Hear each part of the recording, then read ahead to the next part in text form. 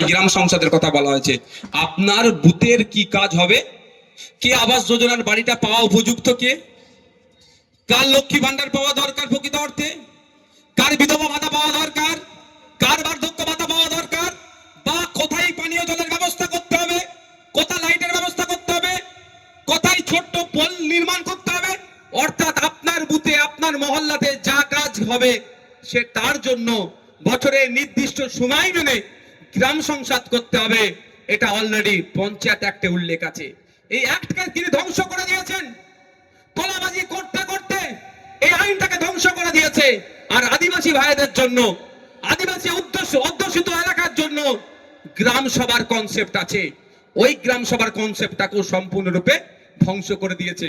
যদি গ্রাম সংসদ, গ্রাম সভা এই দুটো কনসেপ্ট যেটা আছে যদি ঠিকঠাক থাকতো, আমার পাড়া আমার সমাধান করতে লাগতো না।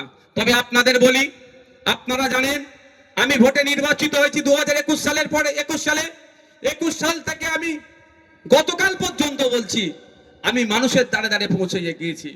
আমি বিশ্বাস করি ভোটের সময় যেমন আমি মানুষের কাছে গিয়ে কাকা, জ্যাঠা, মামা, পিসি, খালা, চাচা বলে ভোট চেয়েছি, বিধায়ক হয়ে যাওয়ার পরে তাদের সার্টিফিকেটের, তাদের কাগজের, তাদের কোনো দরকার পড়ে আমার কাছে তারা কেন আসবে?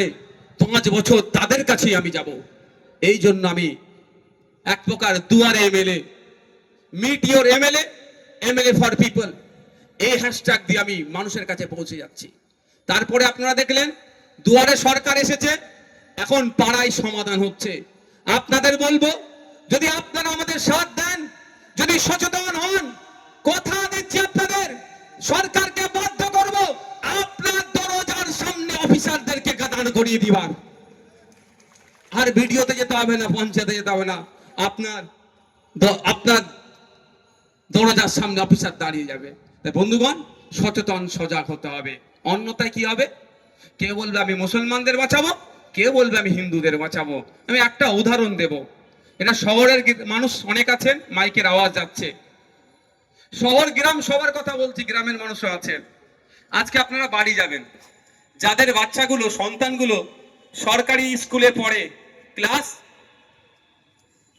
5, 6, 3, 4 এর বাচ্চাদেরকে ডাকবেন। 3, 4 এর বাচ্চাদেরকে গিয়ে অঙ্কের বইটা, গণিতের বইটা খুলে দেবেন। অনুশীলন 1 যেটা আছে খুলে দিয়ে বলবেন অঙ্কটা করত।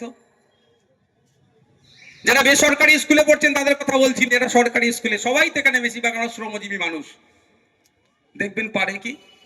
ক্লাস 5, 6 এর বাচ্চাকে জিজ্ঞাসা করবেন, পেন্টার খাতাটা দিয়ে বলবেন তোর নাম, তোর বাবার নাম, তোর মায়ের নাম, কোন স্কুলে পড়িস আর ঠিকানা ইংলিশে লিখে দে তো বাবা। দেখবেন কটা ফেল করে, কটা পাস করে। কাদের ছেলে ওটা? ভোটারদের ছেলে। কাদের ছেলে? যে পোস্টে উঠে ঝান্ডাটা বাঁধছে। আর যার জন্য ঝান্ডা বাঁধছে তার খোঁজ নিয়ে দেখুন তার পরিবারের কি কোথায়। বেসরকারি স্কুলে পড়াচ্ছে, সময়ের সাথে সাথে বিদেশে পাঠিয়ে দিচ্ছে, ডিগ্রি করে নিয়ে আসছে, আর আপনাকে লাঠিয়াল বানাবার প্ল্যান করছে। তাই আমি আপনাদের কাছে অনুরোধ করব, রাজনৈতিক মতবিরোধ থাকতে পারে, এটাই ডেমোক্রেসি। আপনাকে বিজেপি ভালো লাগে, সিপিএম ভালো লাগে, আইএসএফ ভালো লাগে, কংগ্রেস ভালো লাগে, যে দল ইচ্ছা করুন, কিন্তু যার জন্য আপনি গলা ফাটাচ্ছেন সে আপনাকে পরিবর্তে কি দিচ্ছে দেখুন। আপনি গলা ফাটাচ্ছেন, কালকেও আপনার ছেলে যাতে তার ছেলের হয়ে গলা ফাটায়, সেই জন্য যত স্কুলগুলো আছে দেখুন, এই সরকারি স্কুলগুলোকে ধ্বংস করে দিয়েছে। না শিক্ষক আছে, না শিক্ষার পরিকাঠামো আছে। তাই আমাদের ঐক্যবদ্ধ হয়ে রাম রহিমকে একসাথে আওয়াজ তুলতে হবে, ফতেমা সীতাকে একসাথে আওয়াজ তুলতে হবে যে স্কুলগুলোতে শিক্ষক নিয়োগ করতে হবে। আজকে তো প্রাইমারি স্কুলগুলো কি হয়েছে, রন্ধনশালা হয়ে গিয়েছে। আর শিক্ষাদানের জায়গা আছে? দেখুন না গিয়ে। শহরের কথা আমি দূর বলতে পারবো না, অশোকনগর শহরে কি হয়েছে, কিন্তু গ্রামের গুলোতে আমি দায়িত্ব নিয়ে বলতে পারি, যে যদি 100 বাচ্চা থাকে, 200 বাচ্চা থাকে, একটা টিচার পাবেন যে তালা খুলছে, সেই ঘন্টা লাগাচ্ছে, সেই প্রেজেন্ট করছে, সেই মিড ডে মিলের হিসাব রাখছে। তাহলে আপনার আমার ছেলেটা পড়বে কখন ভাই? পড়াবে কখন তাকে?